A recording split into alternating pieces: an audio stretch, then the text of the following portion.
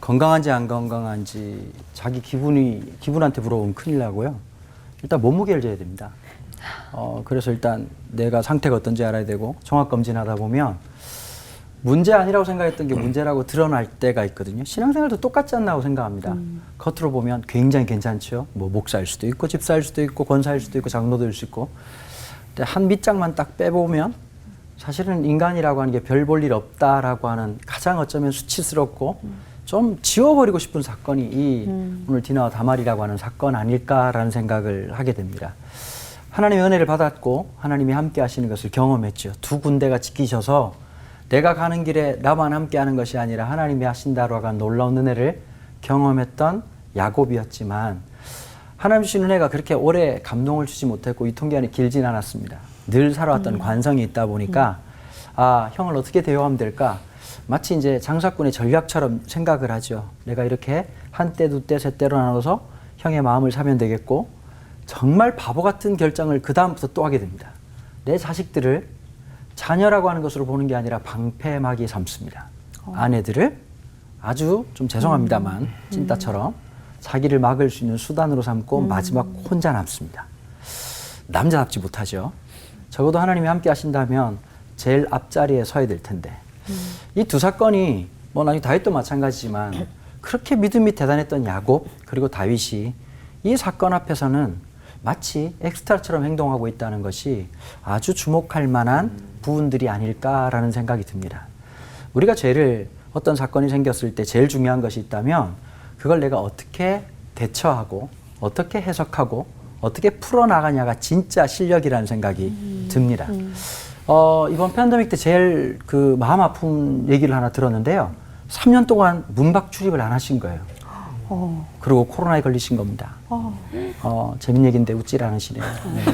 문 밖에 안 나갔는데 코로나에 걸려가지고 어떤 놈은 계속 돌아다녀도 안 걸리는 놈이 있는 반면 3년 동안 진짜 문 밖 출입을 안 했는데 코로나에 걸려가지고 너무 속상한 거예요. 사건은 어쩔 수 없다고 생각해요. 이러지 말았어야 된다는 말이 우리 인생에 그렇게 도움이 될까? 너 이거 하지 마, 저거 하지 마. 그 말이 도움 될 것 같으면 주님이 십자가 왜 죽습니까? 방송하시죠. 김 집사 똑바로 합니다. 주님이 이 땅에 오신 이유가 있다면 우리는 스스로 그 문제를 인식할 만한 해결할 만한 능력이 없는 존재라는 걸 먼저 인정해야 됩니다. 무엇 때문이냐고 사실 규정을 정한다고 뭐가 되겠습니까? 세겜으로 간 게 잘못이다. 쇼핑 가면 안 된다라고 말하는 목사님도 계시고 아울렛 가다가 큰일 당했다라고 말씀하시는 말도 안 되는 얘기 하시는 분도 계시고 그리고 뭐 세겜이라고 하는 놈이 나쁜 놈이라고 얘기할 수도 있습니다. 수많은 복잡단안한 사건 속에서 그 오빠들이 했던 행동들을 보면 너무나도 폭력적이었습니다.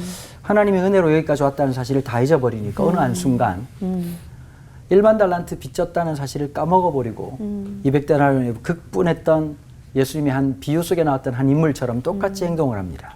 사람을 죽입니다. 비참하게 만들죠. 그제서야 일이 다 끝나고 난 다음에 제가 보니까요. 야곱은 굉장히 기회주의자적인 특징이 있어요. 어떻게 했나 보자. 놓칠 게 없죠. 땅도 주겠다. 소유물도 주겠다. 통혼을 하자. 야곱 입장에서는 잃어버릴 거 하나도 없는 겁니다. 20년 동안 장사치로 살았던 사람으로서 이거는 손해보지 않는 기가 막힌 장사거든요. 가만히 있는 겁니다. 뭐가 있을 때는요. 이익이 되겠다 싶을 때는 가만히 있었습니다. 그런데 당장 내가 죽을 것에 대한 민감함을 드러냈을 때 야곱은 그제서야 아들들을 갑자기 공격하기 시작하죠. 너희들 때문에 우리가 다 죽게 생겼다. 근데 하나님이 그때 그냥 가만 두시면 될 텐데 너무 어이없어서 등장하십니다. 밤에 신방 오셔가지고 야 베들로 올라와라. 원래 가야 될 땅이 있었거든요. 그때 베들로 올라갈 때 그 공동체의 실력이 드러납니다. 갖고 있던 걸 뭘 주섬주섬 우상하고 다 버리자 그랬더니 한 주먹씩 나오는 거예요. 가지고 있던 뭐 주머니에서도 짐에서도 나오고 그걸 다 상수리 나무 아래 다 묻어버리고 다시 정결케 돼서 베들로 가는 겁니다. 성도의 삶이죠. 회복되는 삶. 다시 우리가 죄짓고 하나님 앞에 연약한 존재이지만 그분의 음성 때문에 살아갈 수 있는 존재라는 것. 우리는 사실 어떤 문제도 해결할 만한 능력이나 실력이 없다는 걸 우린 잘 알고 있습니다. 마치 우리가 좀 배워왔던 것으로 나를 이겨낼 것 같고 내가 좀 경험했던 것으로 잘 넘어갈 것 같은데 그거 참 부질없는 짓입니다. 제가 느낀 게 하나 있습니다. 신앙은 학습 효과가 없다. 그렇게 신앙생활 했는데도 참 늘 그러잖아요. 선생님이 뭐라 그랬어? 선생님 이거 시험 나온다 그랬지? 너 몇 번이나 했어? 아주 그냥 이렇게 말하지 않습니까? 우리 정말 지진아 중에서도 가장 지진아 같고 나머지 공부를 그렇게 하고 큐티를 그렇게 하고 성경을 그렇게 읽고 뭐 100독했다 200독했다 그러는데 100독하고도 그렇게 자빠지는 거 보면 참 우린 여전히 한없는 연약한 존재가 아닌가. 200독한 게 자랑이 아니라 200독한 삶이 나와야 되는데 지어짜도 우리는 붙잡을 주님밖에 없는 존재라는 사실. 오늘도 또 한번 이 디나와 다말이라고 하는 우리 일상에 일어나고 있는 지금 현재도 진행형으로 일어나고 있는 이 사건 속에서 우리 영원한 소망 되신 주님 또 한번 바라보는 시간 되시기를 간절히 소망합니다. 아멘. 기도하겠습니다. 주님 죄송합니다. 이게 접니다. 이게 우리입니다. 참 소망 없는 우리 인생에 또 찾아와 주셔서 감사합니다. 먼저 곁을 내밀어 주신 그 주님의 은혜로 거룩할 수 없는 우리가 거룩의 한 자락을 붙잡고 삽니다. 주님 오늘을 복되게 하여 주옵소서. 감사드리며 예수 이름으로 기도합니다. 아멘. 그 부모들의 입장에서 볼 때 약간 좀 이해 안 되는 부분이 뭐냐면 본인의 딸이 성폭행을 당했어요. 그리고 하나님의 사람인 아들들이 또 살인을 저질렀어요. 그럼 부모된 입장에서 왜 그걸 가만뒀을까?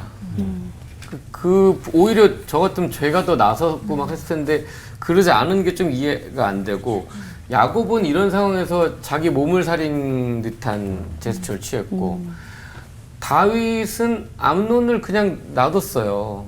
사실은 굉장히 막 벌할 수 있는 일인데도 그냥 놔두고 이게 목사님 사실 가문의 저주가 아들 때 와서도 이게 반복되는 게 아닐까요?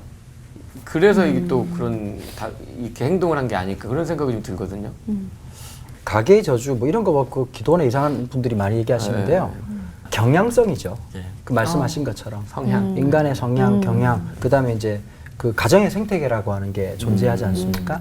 그러니까 사실은 예수를 믿는 사람들이 잘해야 될 게 있어요.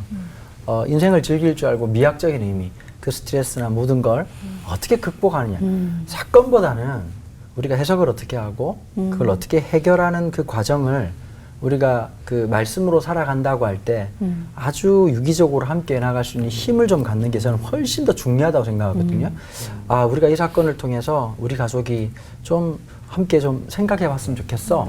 그게 근데 대부분 다가 원인을 따진단 말이에요. 나가지 말라 그랬지.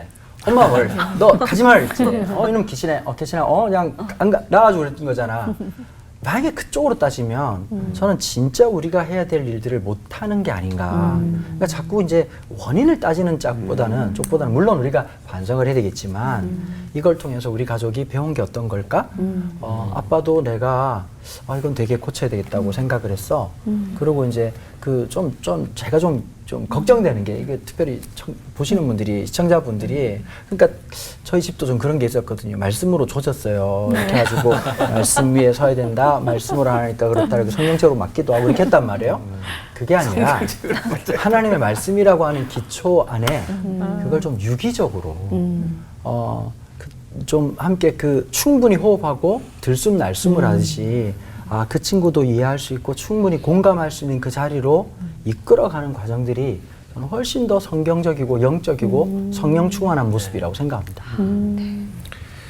그 목사님 얘기한 그 약간 유전적인 거, 또 강 목사님 얘기한 그 경향성, 그 부분을 볼 때 저는 이제 방향성으로 얘기를 하고 싶은 게 가장 야곱이 야복강에서 씨름할 때 기도할 때 일사가고 죽기 살기로 매달리는 기도의 욕심, 하나님을 향해 기도할 때는 야곱이 멋있었는데 이것이 일반 아까 기회주의적인 그런 약간 욕심꾸러기로서 이것도 저것도 포기 안 하고 다 가지려고 할 때는 이제 사건이 터지는 거거든요. 세겜의 그 문화도 자기가 누리고 싶고 언약의 후손을 누리고 방향성이 하나님을 향해서 기도할 때는 야곱의 욕심이 기도의 어떤 열망으로 간절함으로 일사각오로 나타나서 좋았는데 이게 지껏 챙기고 뭔가 좀 욕심을 사람을 향할 때는 이게 굉장히 추하게 나타나 버립니다. 다윗을 보세요. 이스라엘의 노래 잘하는 사람 수많은 명시를 남기고 하나님을 향해서 찬송하고 기도하고 매달릴 때는 다윗같이 하나님 마음이 합한 자가 없어요.